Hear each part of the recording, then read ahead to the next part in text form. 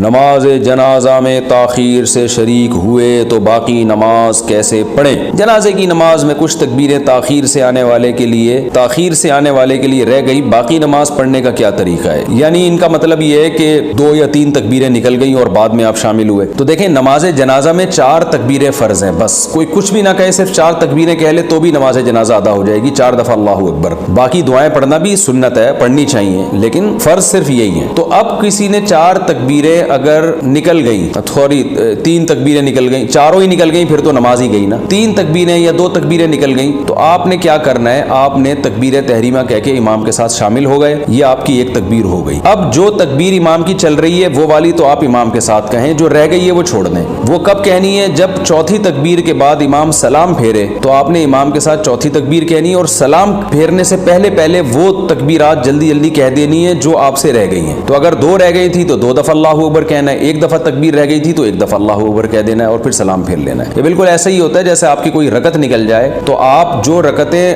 امام کے ساتھ جو ابھی ہیں وہ والی تو امام کے ساتھ پڑھتے ہیں، اور جو پہلی رکعتیں رہ گئی تھیں وہ اکیلے سے اخپل طریقے سے پڑھتے ہیں آپ وہ۔ تو یہاں بھی تکبیریں جو امام کے ساتھ مل جائیں وہ امام کے ساتھ، جو رہ گئی ہیں وہ آپ امام کے سلام پھیرنے سے پہلے کمپلیٹ کر لیں۔ ہاں، جو پہلی تکبیر ہے وہ پہلی ہی ہوگی آپ کی، وہ تکبیر تحریمہ ہوگی جس میں آپ نماز میں داخل ہوئے ہیں۔ سمجھ گئے نا بات کو؟ امید ہے انشاءاللہ بات سمجھ میں آ گئی ہوگی۔ تو پہلی تکبیر کہہ کے آپ نے امام کو جوائن کرنا ہے، یہ ایک آپ کی ہو گئی، اور پھر امام جو تکبیر کہے گا وہ آپ نے امام کے ساتھ کہنی ہے، تیسری کہے یا چوتھی کہے، اور جب امام سلام پھیرنے لگے گا تو آپ نے دیکھنا ہے کتنی تکبیریں مجھ سے رہ گئیں، سلام پھیرنے سے پہلے وہ والی تکبیریں آپ نے کہہ دینی اور سلام پھیر لینا۔ وہ دعائیں جو آپ سے رہ گئی وہ رہ